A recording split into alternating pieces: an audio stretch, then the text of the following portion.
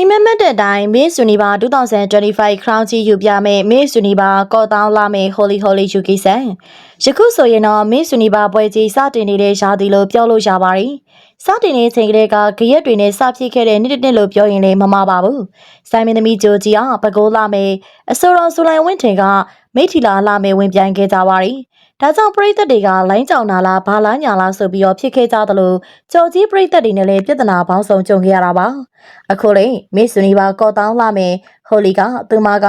Miss Universe ဝင်းပြိုင်ပြတ်တာကအိမ်မက်ထဲမှာ crown ကြီးစောက်ရတယ်လို့အိမ်မက်မက်လို့ဝင်းပြိုင်ပြတ်တာဖြစ်ကြောင်းဆိုလာပြန်ပါတယ် Holy က2006ခုနှစ်ကလေးက Miss Hollywood ရရှိခဲ့သူတယောက်လေးဖြစ်ပါတယ်။သူမဟာ2009ထိအလှမယ်လောကထဲဝင်ရောက်ခဲ့ပြီးနောက်နိုင်ငံခြားကိုထွက်သွားခဲ့ပြီး Miss လောကကနေအနားယူခဲ့တာပဲဖြစ်ပါတယ်။ဒါပေမဲ့အခုချိန်မှာအိမ်မက်ထဲမှာ crown ကြီးစောက်ရတယ်လို့အထက်ပုဂ္ဂိုလ်တွေရဲ့အိမ်မက်ရ Miss လောကတွေကိုပြန်လည်ခံပတ်ရင်းနဲ့ Miss Universe ကော့တောင်းဖြစ်လာခဲ့တာပါ။ Holly ကစူတောင်းရင်2ရက်လောက်နဲ့ပြည့်တဲ့သူတယောက်လေးဖြစ်ပါတယ်။ Miss Universe ကလည်းအသက်အရွယ်အပိုင်းခြားမရှိဘူးဆိုတာသိရတော့ဒါအခွင့်အရေးရောအိမ်မက်ရောတိုက်ဆိုင်နေပြီမို့ Miss Universe ခရာကိုစောင်းရမယ်လို့ Holly တယောက်ယုံကြည်နေတာပါဒီလိုတွေကြောင့်စိတ်ကလှုပ်ဆော်ချက်ရ Miss Universe ကောဆောင်ကိုစားပြုဝင်ပြိုင်ခဲ့ရအခက်အခဲမရှိလွဲကူတဲ့လမ်းကြောင်းဖြစ်ခဲ့ကြောင်းလေ Holly ကဆိုထားပါတယ်ဒီကြောင့်ကို Holly အိမ်မက်မက်တဲ့ချိန်မှာတော့ကိုရှင်းမိတယ်ပေါ့ငါဒီလောက်ကလုံးမမလုပ်တော့တာဘာလို့ crown ဆောင်းပြီးတော့နောက်မှာ Miss တွေတန်းစီထားပြီးကိုတယောက်တည်း crown ကြီးစောင်းထားတယ်ပေါ့ဘာလို့မကြလဲပေါ့မဖြစ်နိုင်ဘူးပေါ့အဲ့တော့ဒါပေမဲ့အမတ်တရအနေနဲ့ခြာရေးထားလိုက်တယ်ပေါ့ဒါပေမဲ့စိတ်ကဒါကိုသွားရမယ်တနေ့ဒါပဲကိုပြောနေမိတယ်ဒါကြောင့်ဝင်ချမ်းလိုက်မယ်ပေါ့အဲ့ဒီအိမ်မက်တိုင်းဖြစ်လာရင်လေကိုကန်တရားဆိုပြီးတော့အင်းမီဆန်ပြောလာခဲ့ပါတယ်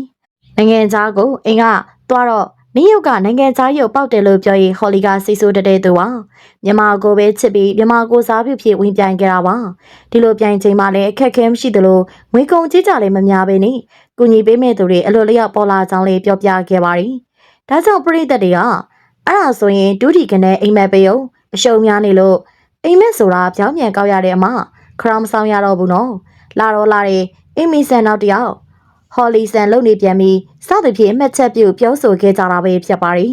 ပရိသတ်ကြီးတို့ရော Holly တယောက် Miss Universe မြန်မာ2025 winner ဖြစ်မလားဘသူဖြစ်မလဲဆိုတာခံမှန်းပေးပါအောင်ရှင်